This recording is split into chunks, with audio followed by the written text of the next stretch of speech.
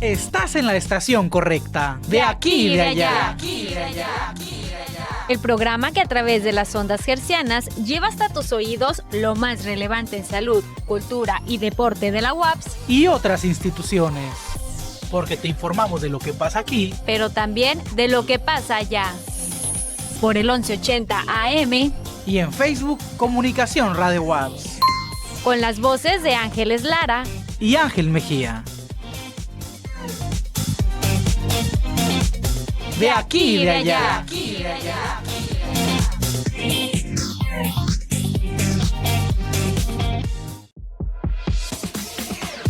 Estás en la estación correcta. De aquí y de allá. El programa que a través... ¿Qué tal, amigos del Centro de Radio y Televisión Universitario? Sean bienvenidos a un nuevo programa de aquí y de allá. Mi nombre es Ángel Mejía y para mí es un placer estarlos acompañando la tarde de este jueves totalmente en vivo a través de las diferentes señales de el Centro de Radio y Televisión Universitario. Como saben, dentro de la universidad hemos tenido diferentes actividades en las últimas semanas enfocadas en las investigaciones de posgrado y diferentes tipos de investigaciones donde la universidad ha sido por lo menos impactante directamente en nuestro entorno. Es decir, que estas investigaciones han ayudado a que nuestra sociedad pues mejore en cuanto a hábitos de consumo, mejoren también en hábitos de cuidado de estos lugares tan específicos. Y de hecho, hace no mucho también tuvimos un festival de aves playeras donde el doctor Víctor Ayala nos comentaba de todo ese tipo de detalles y los cambios que hemos tenido como sociedad desde lo más básico que es poner agua fuera de nuestras casas, también el hecho de que a nuestros animales ponerles también cascabeles para que sea identificable para diferentes animales. Entonces, están sucediendo muchas cosas en nuestro entorno y creo que tenemos dos invitados muy acorde al tema, ya que de mi lado derecho se encuentra el antropólogo Javier Ramsés Orozco Aguilar, representante de la sociedad civil en el programa de ordenamiento ecológico, con el tema Derecho al Medio Ambiente Sano en Socioecosistemas y Biocultura en las bioregiones de Baja California Sur. Bienvenido, Andrew. Muchísimas gracias por venir.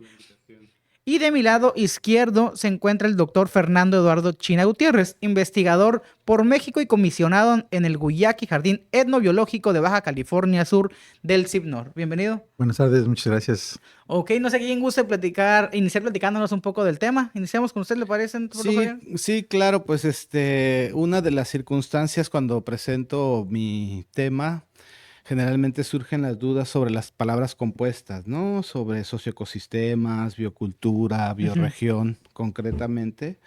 Y en ese sentido, pues cabe señalar no solamente que la propuesta tiene que ver con el reconocimiento del derecho a un medio ambiente sano, ¿no? Reconocido, pues tanto por el cuarto constitucional como por el artículo cuarto del Acuerdo de Escazú, el 12 del Protocolo de San Salvador, el primero de la Comisión de las Naciones Unidas sobre el Cambio Climático y la Observación General número 15, ¿no? Es decir, hay un reconocimiento internacional del derecho humano a un medio ambiente sano y por lo tanto, en la interdependencia de los derechos humanos, defender el derecho a un medio ambiente sano significa defender una serie de derechos que están correlacionados.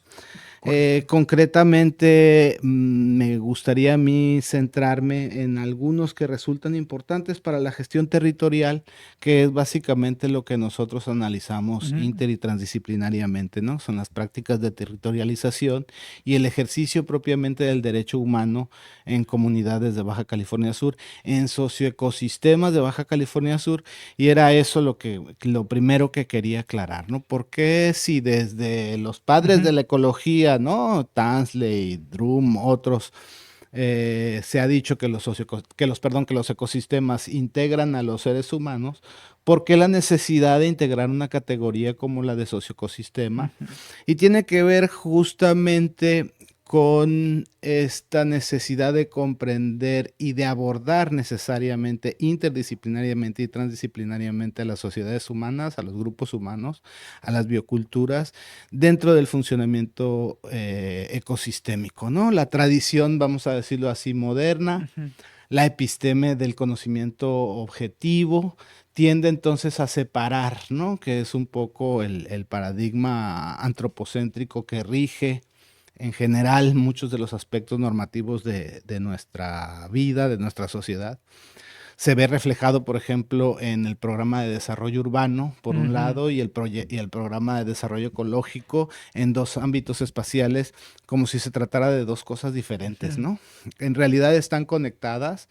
Y esa conexión tiene que ver con integrar no solamente el conocimiento de los objetos de la naturaleza, sino integrar el conocimiento objetivo de las subjetividades, es decir, de reconocer que dentro de la naturaleza habemos sujetos sociales, y que esos sujetos sociales con sus subjetividades inciden profundamente en la organización de los ecosistemas, y por lo tanto también las construcciones intersubjetivas, es decir, todo el ámbito de la cultura, ¿no? Todo Claro. lo que significa la ideología, las formaciones imaginarias, ¿no? Las formaciones discursivas, las formaciones semióticas, forman una ecología de las ideas, ¿no? Entonces, poder acercarnos a la comprensión de la naturaleza con la articulación obligada de los ámbitos de la sociedad y de la naturaleza es, digamos, el enfoque primordial. Y habrá que justificarlo desde el derecho, que es un poco Claro. lo que nos tiene, acá, ¿no? El derecho a la vida, el derecho a la salud, el derecho al agua de las comunidades biodiversas, el derecho a la alimentación, el derecho al territorio, el derecho al hábitat compartido, son derechos que se justifican a través de la Declaración Internacional de Derechos Humanos, ¿no? De la Comisión Americana de Derechos Humanos, del Protocolo Internacional de Derechos Civiles y Políticos. Estos derechos humanos están reconocidos, pero también tenemos un conjunto de instrumentos vinculantes que protegen también la vida de los seres vivientes, ¿no? La salud de los ecosistemas, por supuesto, la subsistencia, refugio y alimentación de las especies, ¿sí? El derecho al territorio. Y a mí me gustaría subrayar la importancia, sobre todo, de la derecha al desarrollo progresivo, ¿no? Sostenido en el artículo 26 de la Comisión Americana de Derechos Humanos, y el derecho a la mejora del hábitat, ¿no? Que está, digamos, sustentado en la opinión consultiva 1723, 3225 y otras que tienen que ver con un reconocimiento bastante reciente, por ejemplo, que hace el derecho internacional. Vamos a pensar, es muy importante, por ejemplo, la opinión consultiva 3225, que es pues prácticamente del 29 de mayo del 2025, y que lo que viene a reconocer es que justamente la naturaleza no la podemos reducir solamente a un objeto de protección. Claro. No es objeto solamente, ¿no?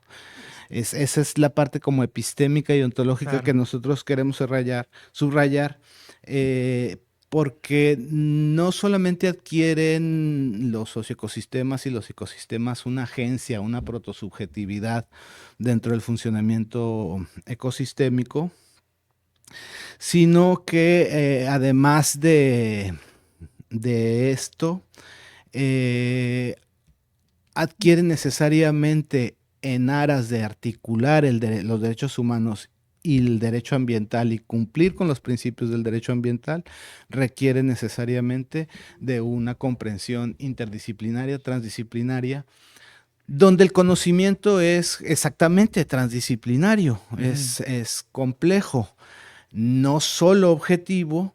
Es objetivo en el sentido de que implica una metodología para acceder objetivamente a las subjetividades, ¿no? Pero integra toda esta dimensión de lo humano, y por supuesto toda esta otra dimensión de la articulación biosemiótica de los seres humanos con el resto de las especies y con los ecosistemas, ¿no? Yo sé que tenemos poco tiempo, en realidad Claro. el tema es Es amplio, claro. es muy amplio. Pero lo que quería yo señalar al hacer alusión a la opinión consultiva 3225, reciente del año pasado, es que lo que se reconoce es por un lado, el derecho humano a un clima sano, ¿no? Claro. Que eso es poner, digamos, en el escenario del ejercicio de los derechos humanos todo lo que son las condiciones geobiocenotípicas del funcionamiento de los ecosistemas. Pero por otro lado, también se reconoce la emergencia climática y la necesidad entonces de desarrollar estrategias adaptativas frente a estas emergencias climáticas.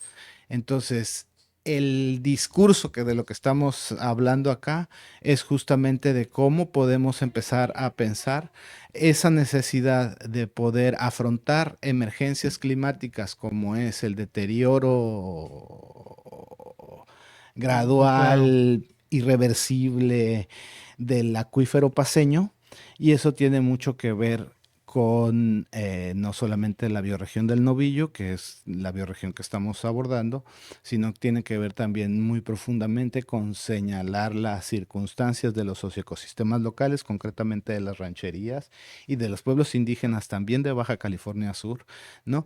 Que se deterioran en conjunto. De hecho, podríamos decir que mucho del deterioro de los ecosistemas en Baja California Sur ha tenido que ver con una perspectiva de discurso institucional que ha negado las memorias bioculturales, que ha negado el patrimonio biocultural propio de la península de Baja California Sur, y es la razón por la que este día decidimos venir Claro. juntos, porque independientemente del esfuerzo que estamos realizando para integrar los principios del derecho ambiental con el derecho humano a un medio ambiente sano, pasa necesariamente esto, primero por denunciar una circunstancia, es decir, no solamente están desapareciendo las especies o no solamente estamos salinizando el acuífero, me refiero a lo que lo estamos haciendo como ciudad, ¿no? Claro.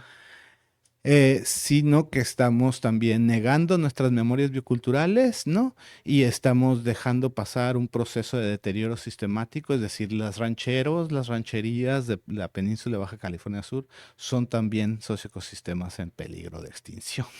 Sí, y qué interesante que lo diga porque justo considerando que existen estos derechos ambientales como sociedad, no pasa por una cuestión de iniciativa de uno de cuidar estos entornos y estos ecosistemas, sino de una obligación de la ley que viene comentado en los diferentes artículos. Entonces me parece bien interesante y lo quiero hablar mucho con usted, doctor Fernando, que es dentro del jardín etnobiológico, pues se realizan también ese tipo de actividades que promuevan justamente la difusión de estos derechos. ¿Cómo han trabajado desde ese punto de vista allá en el departamento y por supuesto también en su caso como investigador?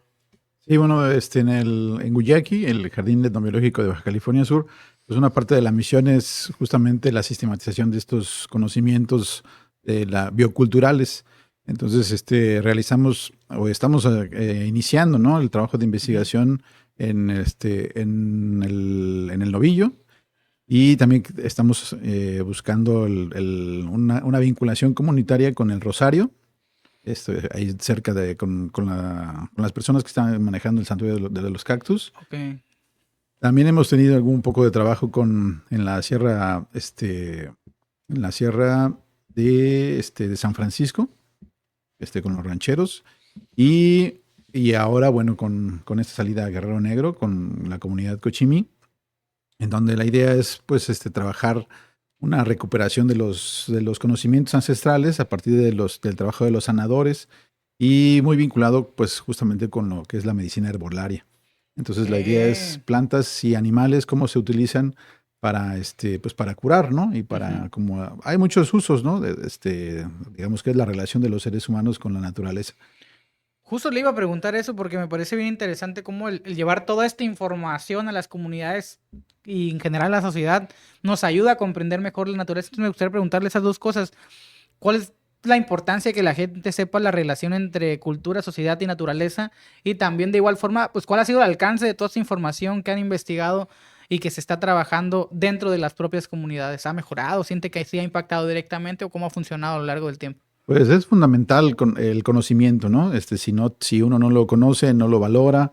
Si no lo valora, pues no lo respetas y no lo cuidas, ¿no? Entonces es fundamental acceder tener esa información a todo el público, ¿no? De hecho, uno de los trabajos que hace el jardín Aquí es justamente pues digamos que la divulgación, ¿no?, de los conocimientos científicos y la educación medioambiental, ¿no?, dentro de las escuelas, dentro de los espacios universitarios, digamos que es una de las misiones, ¿no?, que tenemos que hacer. Ok, no, es que me parece interesante porque, como bien comentan, entre las propias culturas existen creencias, ¿no? De que ciertas, vamos a decir, plantas son usables para ciertas enfermedades, por ejemplo, que una vez llevándolo a la ciencia, llevándolo a situaciones más de profundidad o de investigación, termina siendo lo contrario. Eso no rompe un poco con lo que comentaba el antropólogo francés de que las comunidades lleguen a perder parte de identidad al involucrarse mucho en una investigación. Pues, o sea, de hecho, la ciencia, digamos que surge primero a partir de la observación y del trabajo que hacen las comunidades. O sea, las comunidades ya tienen un saber, un conocimiento, y el conocimiento científico es otro tipo de conocimiento, ¿no? Que no quiere decir que están peleados, ¿no? Eso implica, de hecho, también el reconocer esos conocimientos que han sido, digamos, que evaluados a partir de la práctica, ¿no? O sea, si ha funcionado. Si no funcionó, la gente se muere, ¿no? Claro. Literalmente. Y esa es la diferencia justamente y la insistencia, por ejemplo, en investigaciones como las que realizamos, de señalar que se trata de investigaciones interdisciplinarias, es decir, que articulan las disciplinas científicas, por supuesto, los saberes científicos, pero que son también transdisciplinarias en la medida en que recuperan estos saberes tradicionales que son profundos y que son muchas veces justamente la raíz y la base para el desarrollo del conocimiento científico. Sí. Entonces, justamente hay cosas maravillosas en ese aspecto. Yo ahorita solamente lo que quiero señalar es cómo a través de la herbolaria, que ha sido una de las poquísimas memorias culturales a través de las cuales se les reconoce a los rancheros una herencia de conocimiento precolonial, ¿no? Claro. Es decir, un conocimiento de las plantas que heredan no solamente de su situación en el entorno, sino de una continuidad biocultural, ¿no? No necesariamente siempre armónica, a veces con rupturas, pero en la cual la organización de los socioecosistemas no es la organización solo de la formación social, sino son estas alianzas interespecie, esta construcción, ¿no? Vamos a decirlo en términos de la episteme latinoamericana, está en acción, esta construcción del mundo a través de la cual humanos y no humanos, ¿no?, diseñan una ingeniería ambiental. ¿Sí? Nosotros queremos señalar esto porque esto está desarrollado en el derecho ambiental, ¿no? Y es muy necesario señalar ese reconocimiento que existe por parte de la comunidad internacional, porque tenemos que empezar a superar, digamos, otros paradigmas que tienen más que ver con nuestra relación con el norte y que nos permiten legitimar a veces, sin una lectura simbólica, metáforas como la de no dejar huella, ¿no? O estas otras que a veces rigen todo el desarrollo del ordenamiento ecológico, que tiene que ver con, por ejemplo, la idea del bajo y el alto impacto, porque necesariamente el impacto humano es negativo, ¿no? Cuando entonces necesitamos empezar a pensar con la comunidad internacional, ¿no?, con los convenios internacionales, que en efecto la recuperación de las memorias tradicionales, en este caso con el CIBNOR, ¿no?, la recuperación del patrimonio de la medicina tradicional de la herbolaria regional, es recuperar esas relaciones interespecie y poder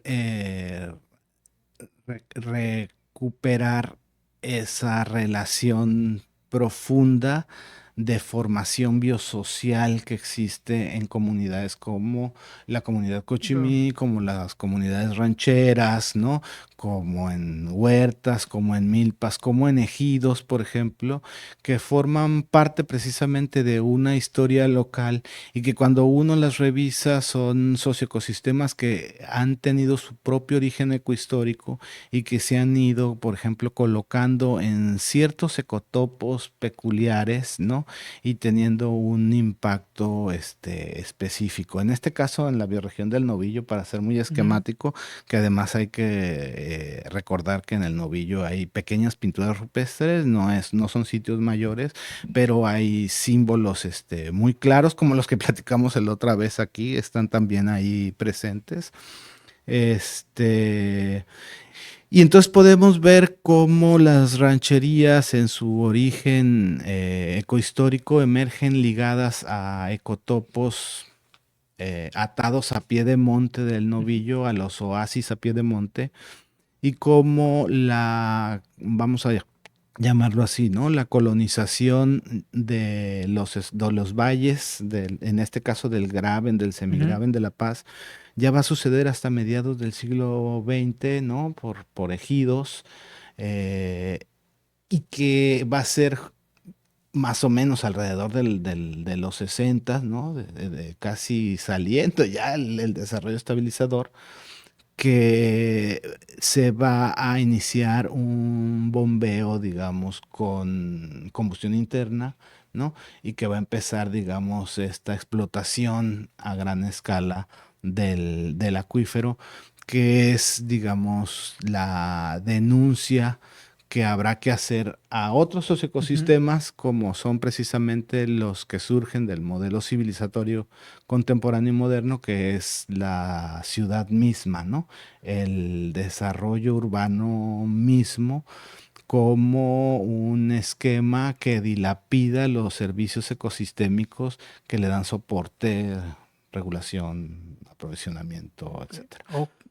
Ok, ahora, doctor Fernando, perdón, preguntarle cuál es el papel del Centro de Investigaciones Biológicas del Noroeste y tanto del Jardín Botánico también en este tipo de diálogos donde se busca la recuperación, como bien mencionaba acá el antropólogo Javier, de la medicina, por ejemplo. Pues uno es la documentación sistemática, es parte de la etnobiología, justamente la sistematización y, digamos, ponerlo cercano, ¿no? A la gente, o sea, el hecho de sistematizarlo, pues la documentación en sí misma, pues genera digamos que es un documento de patrimonio, ¿no?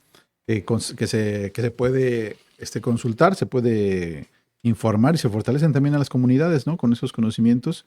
Entonces, el conocimiento accesible pues permite, ¿no? Justamente, pues proteger muchos más estos espacios, ¿no?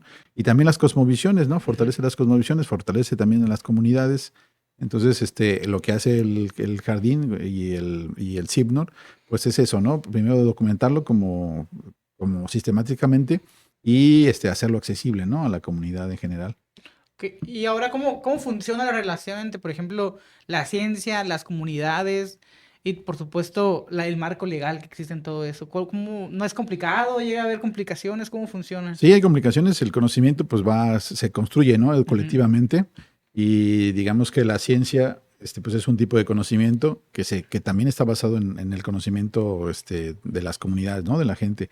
Y a veces pasa que la ciencia, pues quiere, digamos, como ¿Anteponer, será? En cierto sentido puede decir que hace patentes o hace... Okay. Y a veces el derecho comunitario pues queda como a segundo a un derecho, digamos, científico, ¿no? De una patente. Pero en principio el derecho, pues el conocimiento tiene que tener un impacto social, ¿no? Y ese es justamente como lo que estamos dirigiendo, ¿no? Que vaya, que sea una recuperación de esos mismos conocimientos. ¿Y hacia dónde buscan llegar con ese tipo de investigaciones? O sea, ¿es el reconocimiento de este tipo de ecosistemas o busca también impactar directamente en la comunidad que ya está realizada y que por supuesto Sí, ya tiene... básicamente todo tiene que ver con lograr aclarar justamente esas tensiones que existen, no solamente entre la comunidad y la ciencia, sino entre las ciencias mismas, ¿no? Entre el derecho y las ciencias, entre las comunidades y el derecho, etcétera. Es decir, la complejidad ambiental es amplia, pero el desarrollo justamente de este tipo de investigaciones inter y transdisciplinarias lo que buscan es justamente poder armonizar esas tensiones, ¿no? y pasa en primer término por armonizar los principios del derecho ambiental, es decir, por los derechos de los ecosistemas a tener salud, por el derecho de las especies a tener existencia y aprovisionamiento, y el derecho de los seres humanos, ¿no? Que tienen también derecho al aprovisionamiento, al territorio, al desarrollo sustentable, etcétera. Entonces, la complejidad intertransdisciplinaria pasa justamente por esa necesidad de armonización, y acercarnos a eso implica reconocer las metodologías que en el mundo ya se han desarrollado para un abordaje inter y transdisciplinario de estas situaciones. Una de esas herramientas, probablemente las más útiles en este caso, ¿no? Desde la escuela de Tartu Moscú, desde la escuela francesa, es el análisis semiótico y el análisis del discurso, ¿no? Es decir, la forma a través de las cuales accedemos a ese conocimiento profundo, ¿no? Y a través de las cuales fomentamos ese diálogo entre las ciencias y ese diálogo con las comunidades, es analizando las enunciaciones de los participantes. Es decir, mucho de la paradigmática, digamos, hegemónica en materia de investigación tiene que ver con producir conocimiento. Uno de los problemas epistemológicos y axiológicos que tenemos en la modernidad es que la verdad es que se ha producido muchísimo conocimiento.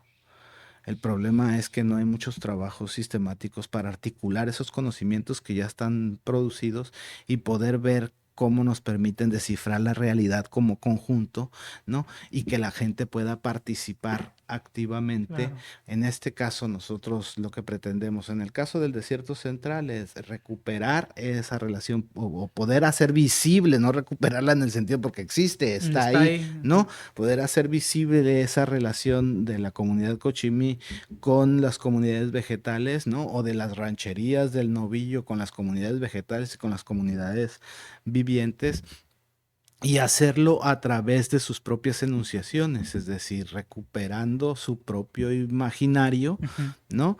Pero colocándolo en diálogo justamente, no solo con la ciencia, sino con el derecho, ¿no? Con la ética, por supuesto, porque no es que la ciencia... Lo que pasa es que la ciencia está hecha para obtener conocimientos objetivos, ¿no? Pero los propósitos, los valores, ¿no? Están fuera de ese proceso. Aquí la epistemología, digamos, compleja, tiene que ver con recuperar esos valores, ¿no? Y esos propósitos de las comunidades, ¿no? Y de los diferentes grupos sociales, porque esos propósitos y valores están justamente incidiendo de una forma vertiginosa sobre la organización de los ecosistemas. Si nosotros no reconocemos esa sucesión ecológica, que esa sucesión ecológica deviene constantemente, ¿no? Entonces vamos a tratar de mantener un ecosistema en una especie de orden prístino, ¿no? Donde dejar huella se convierte en un problema, o donde la posibilidad de dejar una huella positiva con criterios claros de cómo se mejora un hábitat parece una cuestión negativa o fuera de lugar, ¿no? La intención de aprovechar el derecho internacional para una investigación inter y transdisciplinaria como eso es precisamente ayudar a aclarar con la comunidad internacional, con el derecho ambiental internacional, con los derechos humanos, que existen esos criterios de acerca de cómo se mejora el hábitat. Y que nosotros tenemos ya que empezar exactamente, no a desdeñar, por ejemplo, el desarrollo sustentable, porque puso el énfasis en el impacto negativo, sino empezar a ver efectivamente cuáles son los criterios que nos permiten fortalecer esa sustentabilidad, y que desde mi perspectiva tiene que ver con la potenciación de servicios ecosistémicos y de servicios ambientales en las comunidades, ¿no? ¿Qué significa eso? Significa no fomentar el purismo de seguir separando a los seres humanos de la naturaleza, sino fomentar justamente que las comunidades puedan hacer visibles esas alianzas profundas que son ancestrales, puedan mejorarlas y puedan fomentarlas para la construcción de hábitats interespecie, que es la dificultad epistemológica que tiene la ciudad misma. La ciudad se construye y esa es, digamos, aquí ya la denuncia concretamente. La ciudad no se está construyendo ni siquiera bajo una perspectiva antropocéntrica, es decir, no estamos construyendo hábitats para las personas, la ciudad está construyendo hábitats para el capital. Es decir, las mismas personas, las nuevas generaciones se están quedando fuera de eso. Y eso tiene muchísimo que ver con la terciarización. Eso tiene muchísimo que ver, no con el turismo ecológico, tiene que ver con asumir una serie de nociones que nos llegan desde el hegemón, ¿no?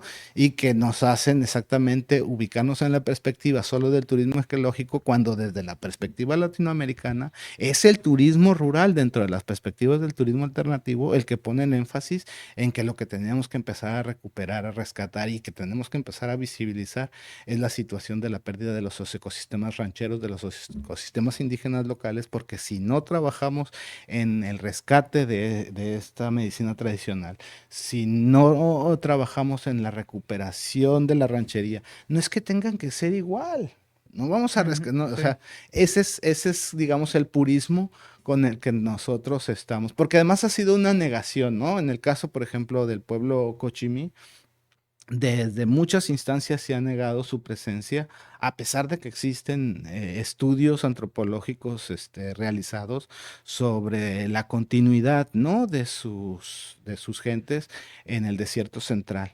Entonces, pues ojalá que sirvan estos últimos momentos, no sé, para hacer una pregunta. Yo quería decir muchas más cosas, pero... Sí, no se preocupe. De hecho, sí estamos entrando a la recta final y me gustaría agradecerle a ambos por haber participado y haber venido a este programa. Doctor Fernando, si tuviera que resumir en una idea el valor del patrimonio biocultural, ¿cuál sería? Pues que son alternativas justamente para una sociedad que a veces no encuentra, ¿no? Una sociedad en el mundial que no encuentra como salidas viables, ¿no? Para armonizar, digamos, como toda esa industria y la naturaleza. Entonces los pueblos indígenas, campesinos y pescadores pues tienen conocimientos probados, ¿no? Ancestrales. Y eso es importante, ¿no? Que se sepan, justamente darle voz, ¿no? A estas personas con sus conocimientos. Y pues es como una alternativa posible, ¿no? De lo que podríamos realizar como humanidad. Claro. Y la relación no solamente con humanidad, sino con toda la naturaleza en sí. Sí, ahora, ¿qué mensaje le gustaría dar a la comunidad universitaria o a todos aquellos que siguen pensando en ese tipo de temas para las nuevas generaciones? Y de igual manera, si nos puede hacer una invitación a asistir al jardín etnobiológico. Sí, claro, pues es que hay que acercarse justamente al conocimiento biocultural, a todo lo que es las relaciones con las plantas y con los animales, no solamente con el conocimiento, sino con el corazón. Y los invitamos justamente a ir a Guyaqui, el jardín etnobiológico. Pues tenemos actividades toda la semana y tenemos un fin de mes, una actividad temática. Y bueno, seguiremos con las investigaciones. También si quieren los universitarios acercarse al servicio social o colaborar junto con estas investigaciones, pues son súper bienvenidos, ¿no? Entonces acercarse también a Guyaqui, el jardín. Excelente. De ese lado, un mensaje, antropólogo Javier. Pues sí, efectivamente, ¿no? Revalorizar nuestra memoria histórica, como comentabas, ¿no? Revisar cómo, independientemente de las rupturas que a lo largo de la ecohistoria ha tenido la organización de estos ecosistemas, hay circunstancias en la organización de las identidades locales, lo que tiene que ver, por ejemplo, con la identidad ranchera, que son transhistóricos en cierto aspecto, ¿no? En la historia local. Entonces, revalorizar justamente la cultura rural local, sus socioecosistemas, ¿no? Empezar a pensar que la mejora del hábitat que el Pacto Internacional de Derechos Económicos, Sociales y Culturales en su artículo 11º reclama, ¿no? Para justamente armonizar sociedad y naturaleza, se ha aprovechado bajo criterios que no solamente integren el conocimiento sistemático de la ciencia, la experiencia internacional y nacional del derecho, sino también el legado milenario de las comunidades. Y la invitación a la comunidad universitaria es efectivamente eso, ¿no? Estar conscientes de que el abandono de las generaciones de la ruralidad de la península de Baja California Sur es un proceso reciente y que coincide con el aceleramiento del deterioro ambiental y de los servicios ecosistémicos locales. Entonces tenemos que pensar en una perspectiva de desarrollo sustentable, de desarrollo económico, ¿no?